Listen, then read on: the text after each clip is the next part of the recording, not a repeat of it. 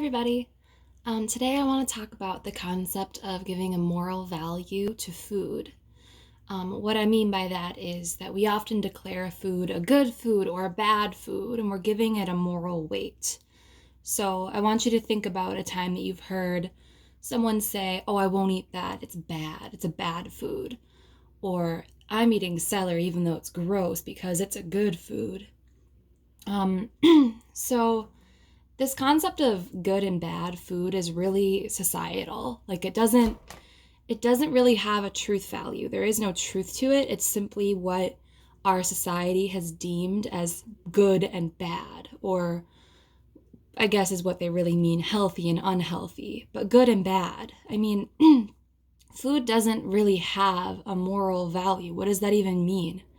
Like when you say, "Oh, cake is bad," what does it do that's really bad? Like, I want to really think about that. I want you guys to think about that. Why do we decide that sugary or fatty or whatever carbs, like bread? I see so many people decide that bread is bad. I'll use that as an example because it truly doesn't make sense to me.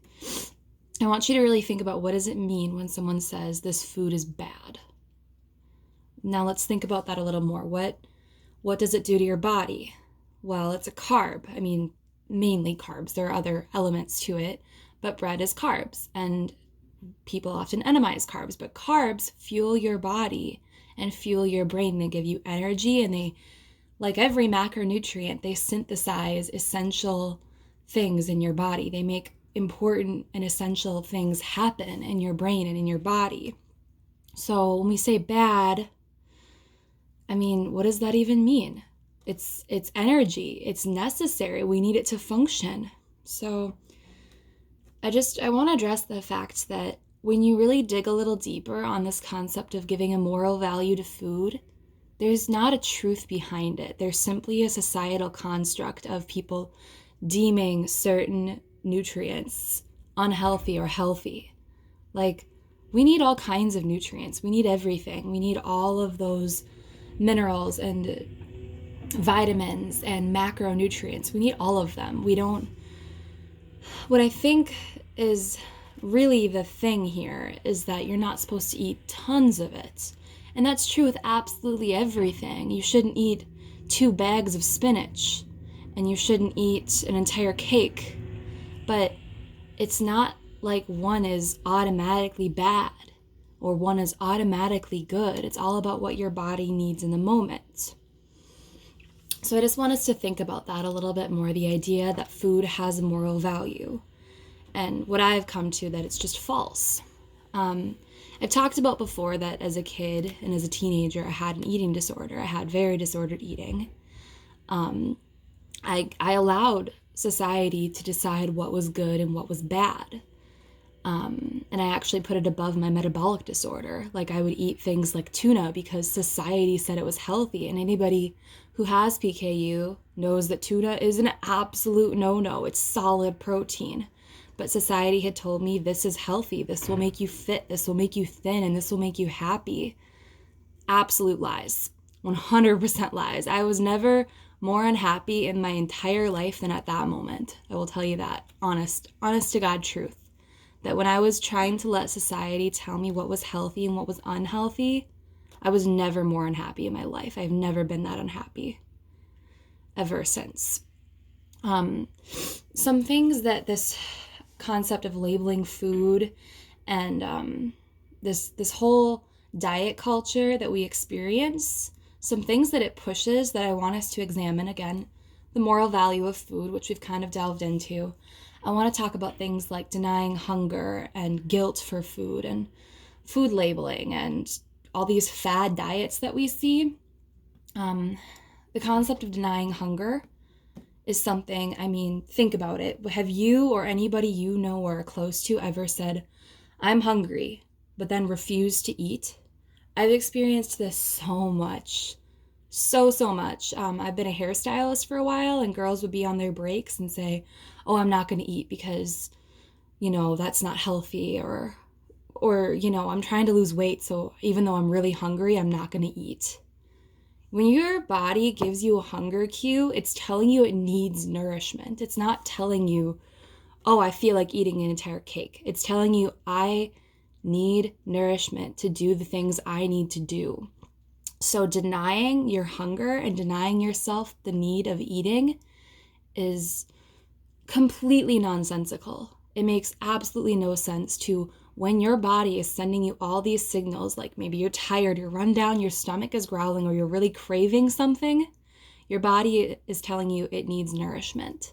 So to deny that makes absolutely no sense. Do you think that your great grandmother in 1905 ever was hungry and was like, nope, I'm not going to eat because food is bad? No, absolutely not. Do you think cavemen ever were hungry and then killed some kind of animal and said, well, that's red meat? And society told me today that that's bad for me, so I'm not going to eat it even though I'm hungry. Nope. They needed nourishment. They needed to survive just like we do today. It's just a very different world as far as food.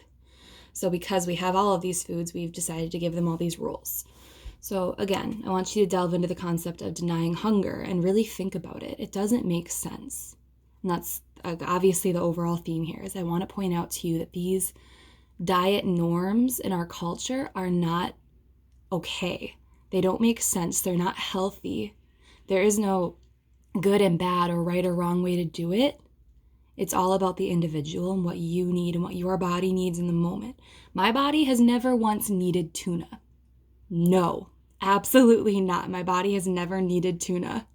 My body has needed low protein pasta, butter, coffee, tea. My body has needed a lot of things, but tuna has never been one of them. That is not good for my individual body and my individual self. And I have to respect that, whatever society says. And I mean, it doesn't just apply to things that we have a food allergy to or a metabolic disorder like PKU that's super rare.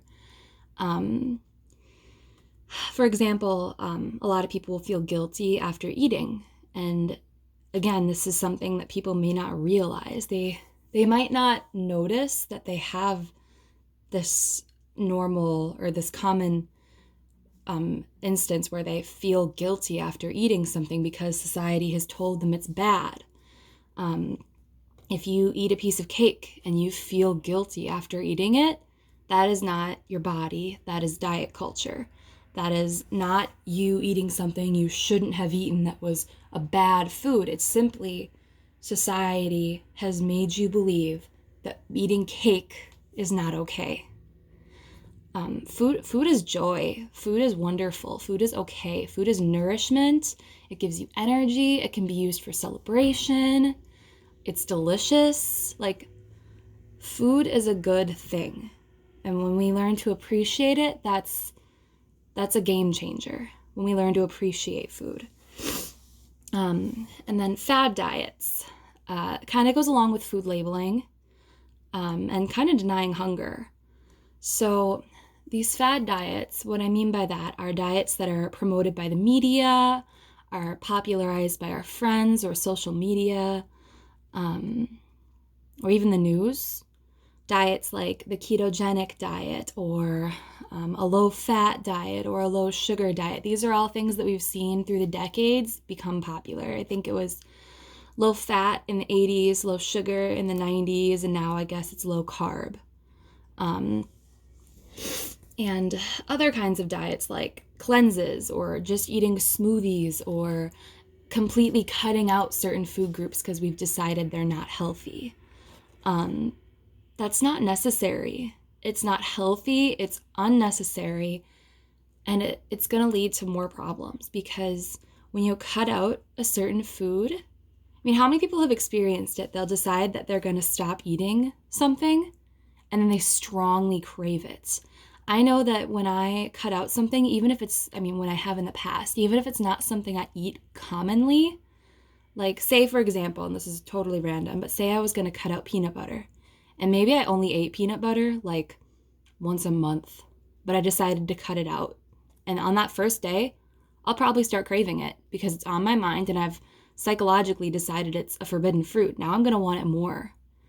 You need to it's just because it's going against your hard wiring. We're not meant to deny ourselves food. We're not meant to deny ourselves nourishment. When you enjoy something and you remove it from your life, you're going to be upset. Like, it's going to create a void.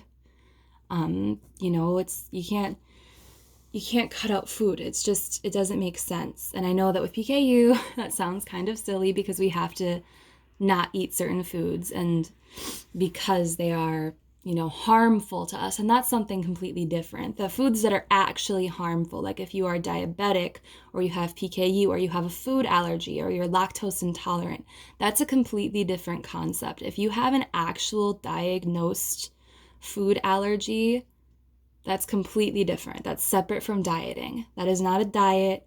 That is your lifestyle that's necessary. So I just want to talk a little bit about where I've come from and where I've gone with diet culture, and kind of the things that I practice to help me stay in check with myself, because it's still all around me. Like, I was scrolling through my Instagram today, and even though I intentionally don't follow anybody who promotes a diet, I'll still see that random family member who's doing the Whole30 diet. Or while I'm scrolling through, just the explore side of Instagram, I'll see people sharing weight loss transformations or sharing. I saw a meme today where someone explained how much they hate going to the gym, but the fact that they always go and they tell everybody they love it. And this was presented as a joke. Like, they literally don't like it and they do it because society says to. And that's diet culture as a whole. So some ways that I address this with myself: when I really began to recover from my eating disorder, my biggest first step was to no longer feel guilty when I ate. Because every time I ate some chips, or maybe too many chips, I would feel terribly guilty. I would feel like, oh my God, I'm such a failure. Like, what is wrong with me? I'm going to get fat because I ate chips one day, or I ate too many chips one day.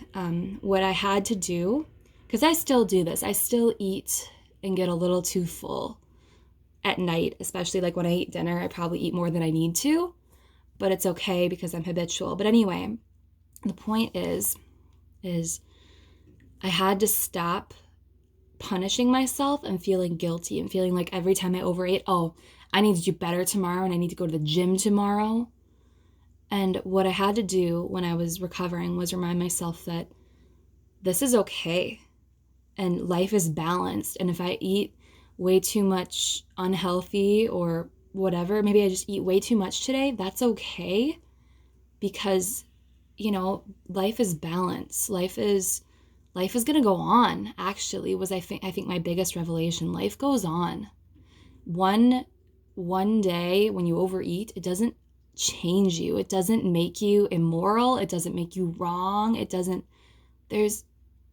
was my biggest revelation, was to address that feeling of guilt and silence it every time I ate. Because it wasn't just when I overate. It was just when I ate. When I ate a food that society deemed unhealthy, I had to address the fact that there was no reason to feel guilty. Even just eating a meal when I'm hungry, that was a first step. It's okay to eat when you're hungry. You need nourishment, like I explained before. But when you overeat, there's a really strong tendency to feel guilty and to feel like you've done something wrong. And that's okay. There's nothing wrong with overeating. If you ate a little too much, that's okay. There's no shame in eating, is all I'm trying to say. So that was my biggest first step, was no longer feeling guilty for eating and knowing that every day life is going to go on, whether I ate yesterday or I didn't. And in fact, not eating was definitely the worst decision. And I had to stop labeling foods as good and bad. That was another one. I had to stop deciding that bread was unhealthy, or that, certain foods that were painted as pretty by society were the only things I could eat.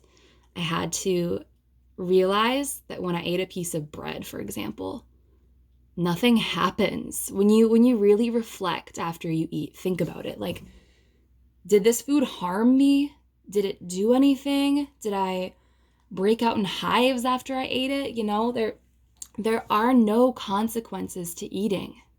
When you are hungry or when you desire a craving, there are no consequences that are going to happen just because you indulged in your hunger, you indulged in your craving. So that was a really big first step for me, was just, no longer letting food have value of morality. I was no longer allowing food to be good or bad. And I was no longer allowing myself to feel guilty. And I'm not saying that I just automatically was like, oh, I'm fine now, I don't care anymore. It wasn't that easy. I had to really sit down and take that narrative back when I was eating and when I was done eating and when I felt that habitual sense of guilt and habitual sense of shame. I had to address it and I had to fight it and I had to talk back to that voice that was telling me to stop eating or telling me to punish myself by purging in forms of exercise or punish myself in forms of denying myself food the next day. I had to question that narrative and I had to change it. You have to change the way that you allow food to affect you. And like I said, that just starts with challenging it and questioning it. And that's why I'm asking you to examine these things, these concepts of moral value in food and denying hunger and feeling guilty and fad diets. I want you to challenge them. And I want you to really reflect on the presence they have in your life and the truth behind them. Do they have a truth value? And I can tell you the answer is almost always going to be no. They don't have a truth value.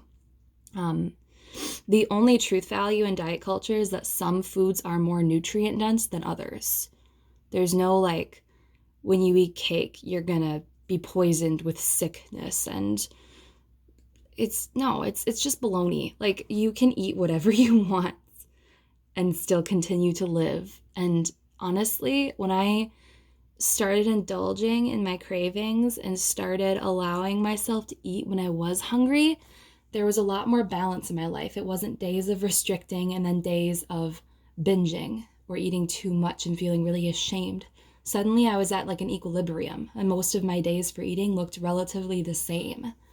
And that's when your body becomes happy, because as a human being, your body craves consistency, it craves stability. Your body desperately wants to maintain itself. And that's why the concept of losing weight is so crazy, because it's really difficult. Your body wants to stay where it's at because it's like, okay, we're happy, we're safe. It's all of your body's entire processes are meant to maintain it and keep it healthy and sustain it. So when you're rapidly changing your diet constantly, it's going to affect you. And actually, in my case, when I was constantly denying myself food, I would, like, for example, I'd be really hungry for dinner and instead grab a glass of water and just not eat dinner. I would start being really tired really early in the evening. I would be really cold all the time and I would shake. And actually, I didn't believe it at the time because I didn't realize how much I was depriving myself, that my body was actually in starvation mode.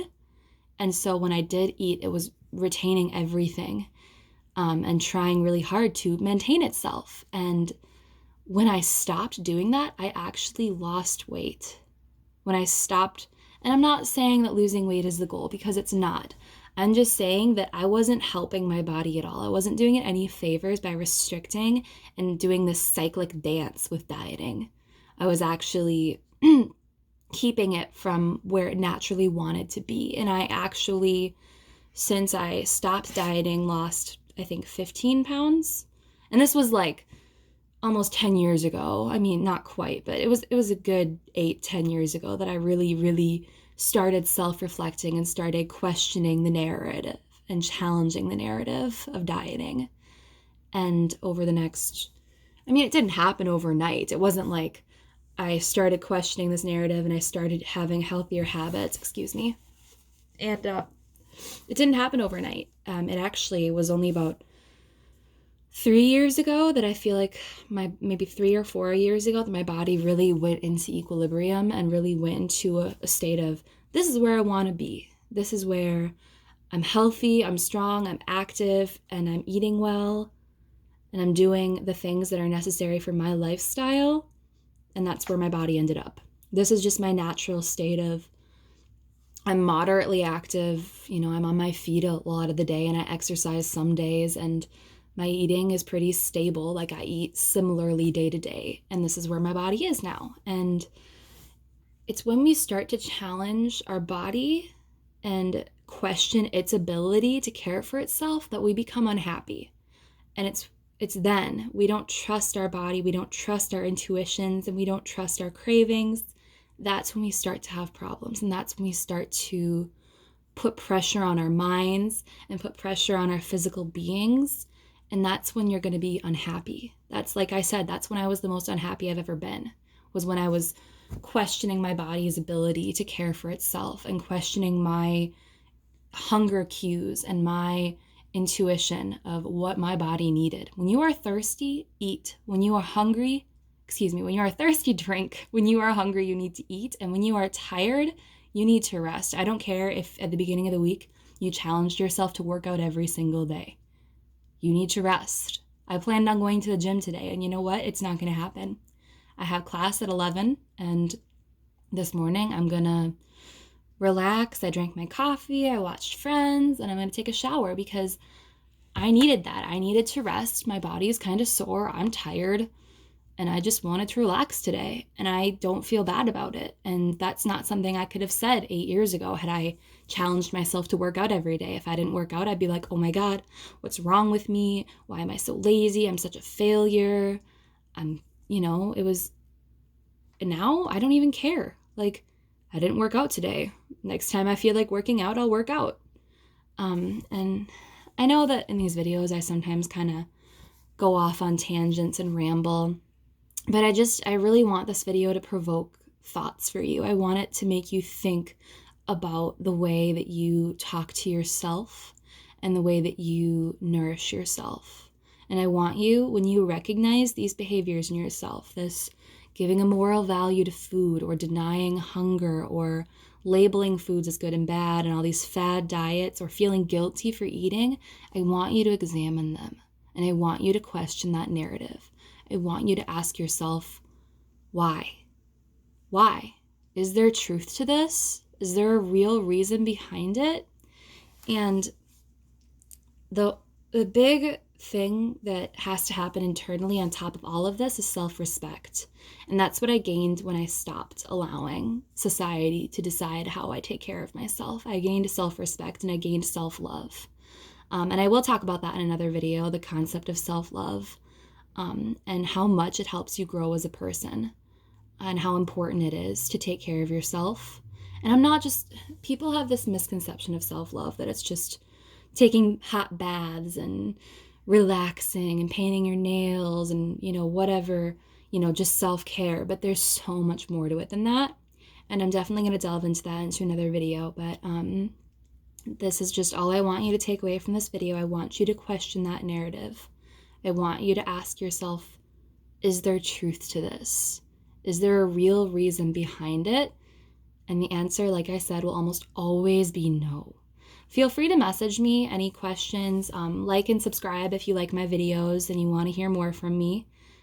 Please ask me questions. I'm always excited to give you guys what you're curious about. I wanna know what you're wondering, not just what I feel like rambling about today. So if this video was helpful to you, let me know. If you have any questions or you just want to chat, feel free to comment. But go forth today and question that narrative, okay? Thank you.